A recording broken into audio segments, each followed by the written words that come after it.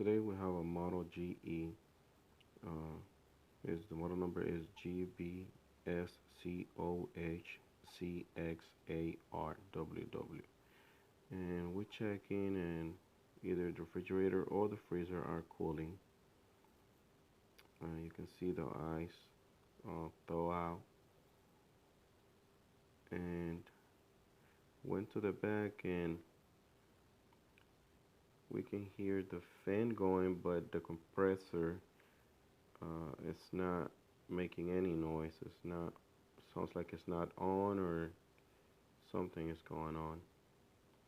So we removing this panel to find out what is going on with the compressor.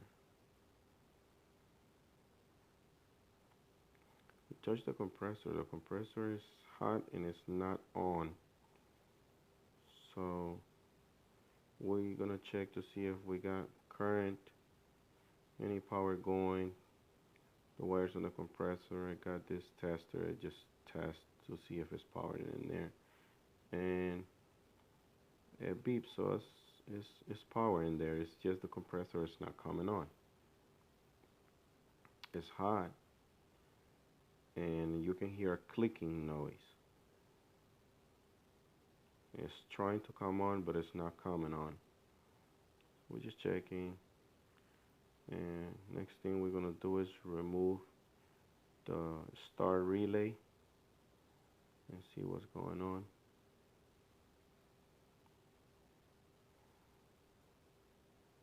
And so you can see the relay, it has two terminals, orange and a black one. It's going to it,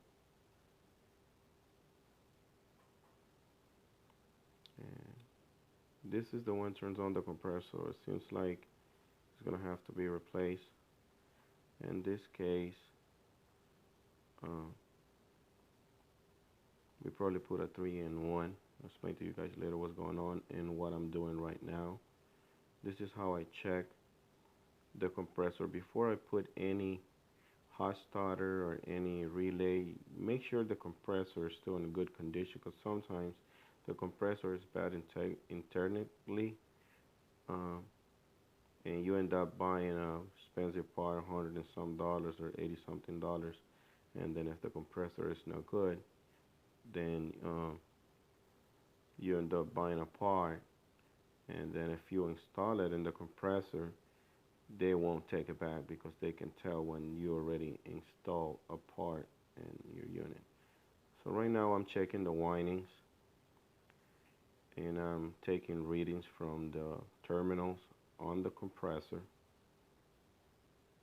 And then later on in this video I'm going to show you what I'm doing right now, because I was trying to get it in camera, but I was, you know, in a rush, and I have nobody to help me film it, so I was just trying to do everything myself. And like I was saying, what I'm doing right now is checking for windings and checking to see if the compressor is not ground. And then this is how I do it. I just write it up on the back of the refrigerator, take the readings, add it up, and just check and make sure this compressor is not ground or has bad windings internally. Just bear with me. I got this alligator clips for my tester, and what I'm going to do right now is scrape a little bit of paint on the compressor, on top of the compressor, in a way that you can see the metal, that way you got a good connection. So just test, put one of the leads on the top of the compressor and test all three terminals coming out of the compressor. And then if it give you any ohms reading, that means is grounded. So the compressor is ground, I'm sorry, and it will have to be replaced. But in this case, it's testing good. Here we have the readings uh, from terminals. I'll explain to you right now what I'm doing in a piece of paper. This is how I check for ground. This is the first thing you gotta do. You gotta uh, test the terminals to the top of the compressor, and then, like I was saying, just test each terminal. And in some models, it would give you the terminals in this pattern, but the model that we're working on today is this one. So, yes, like I was saying, scrape a little bit of paint from the top of the compressor and just check for ohms or continuity. If you got a tester with beep, just test it, and if it beeps or if it gives you any ohms, that means this compressor is no good. If it give you any kind of reading, it shouldn't give you any reading, otherwise this compressor is bad. This is how you do it. Just check all three terminals, and this is how we check windings. We got three terminals, and I like to number them.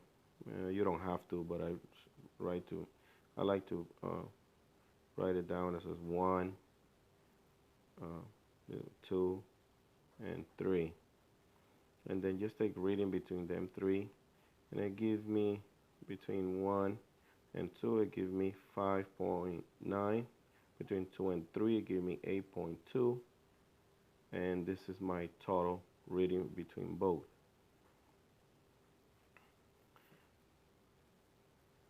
See, 5.9, and then 8.2, and then this is the total between 3 and 1. So this is how you add it up, and it's giving me a total of 14.1, so it's very close to this number. So this compressor, technically, when we talk about winding, is good. Now, since we already checked the compressor, we're going to proceed to install universal 3-in-1 hot starter. You can get this on eBay or Amazon. Just put 3-in-1 hot starter for refrigerator. And normally refrigerators top and bottom and side by side, they would take 1/3 to 1/4 horsepower universal hot starter. So that should work fine if you have a top and bottom or side by side refrigerators. I like to put these terminals before I cut the terminals from for the relay, just to see if it's gonna turn on. And this is how we check which one is common, run, start. You see it here's 5.9 and here's 8.2. So the smaller number they give you from 1 to 2, it should be run, and the highest number from 2 to 3, it should be you start. So I always like to say the smaller number is run and the bigger number is start.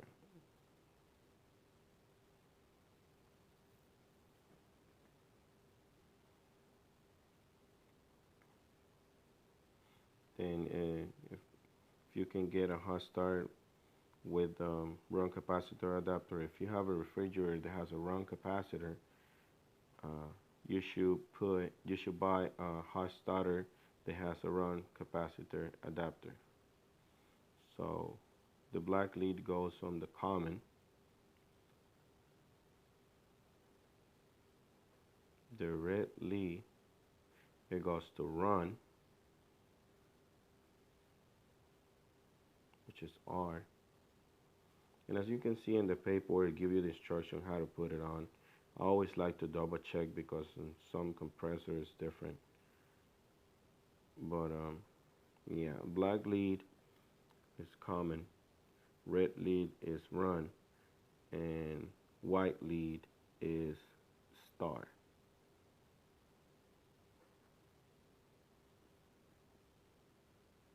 Just trying to make sure they connect it right.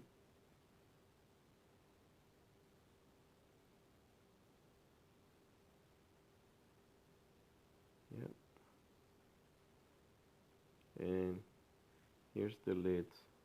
See, I like to buy these male leads just to test because we never know when the homeowner is gonna say, no, I don't want to do the job, so I don't cut the terminals that goes to the relay. I just, use them to make the compressor to come on. So right now, as soon as I turn it on, the compressor came on and it's working fine. We're gonna let it run. If the condenser is getting hot, that's a good sign. The compressor is working fine. I want to burn myself. This line, the pressure line, pressure height line is supposed to get hot. And this is a hot line as well. So yeah, I got a thermometer here. You don't really need to. If as soon as you feel, see, as you can see, it's giving me a reading of 84 Fahrenheit. So this compressor is working fine. Now we're gonna let it run for a little while and make sure it's not giving any high amperage, just to double check it's gonna work fine. I'm still making sure the compressor is giving, the condenser is getting warm.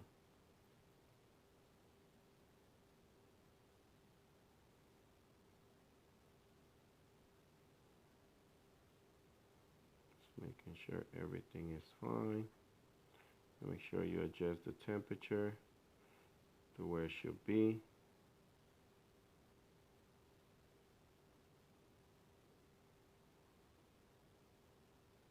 I always like to put in recommendation settings or one number above the recommendation setting, but you can just adjust the temperature however you had it before it started giving you a problem.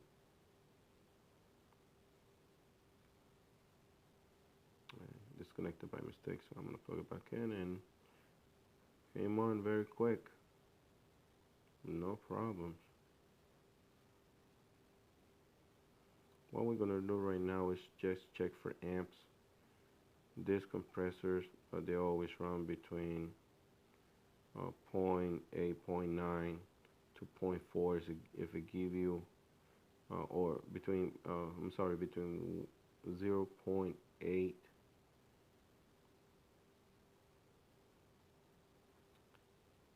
and 1.4. If it give you a reading above 1.4, 1.5, it's running a little high amperage.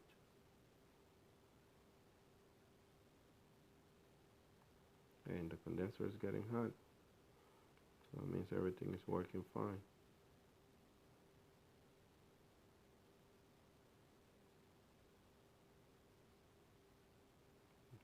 As you can see, I got 0.9. Just making sure everything's working fine. And I just use this leads to make it to come on and make sure it's going to work fine before I cut the terminals. And since everything checked okay, we're going to proceed and cut these terminals and go ahead and install the hot starter the way it's supposed to. Just cut the terminals and scrape the wires.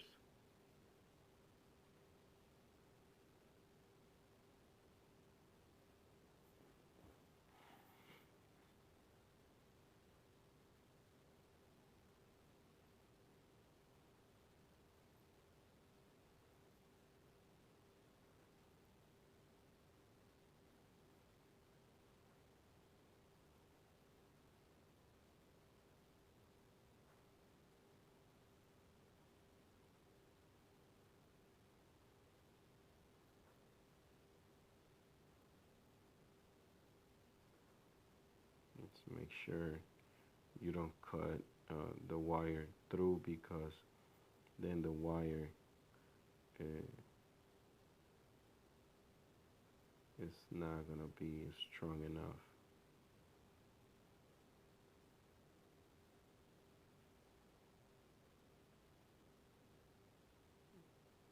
By the way, the uh, hot starter has two black wires for power. It doesn't matter in which one you put it on. You can put it in black with orange, either way. And we're not talking about the wires that goes to the compressor. We're talking about the wire that goes to the power supply. Most of the time, the well, all the time, the hot starter brings the instruction how to put it on, so it's very easy. At the end of this video, I'm gonna show you guys how the hot starter looks.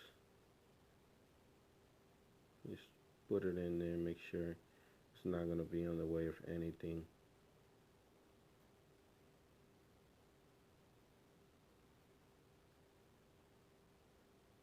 And that's it. Put the back panel. And put all the screws to the back panel. That's very important because it's made to be in the back of the refrigerator for cooling the condenser in the compressor.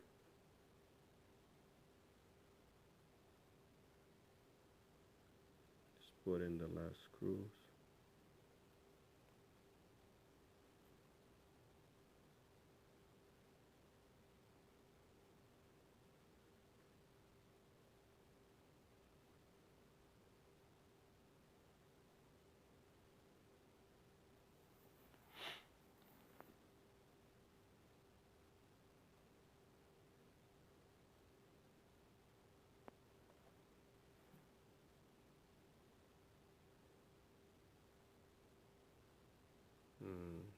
Pretty much done here. Plug it in.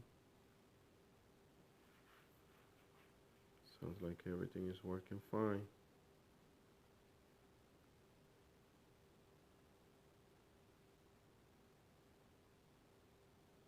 Yep, blowing cold air. Making sure the bottom fan motor is working fine. And let's just dump this water.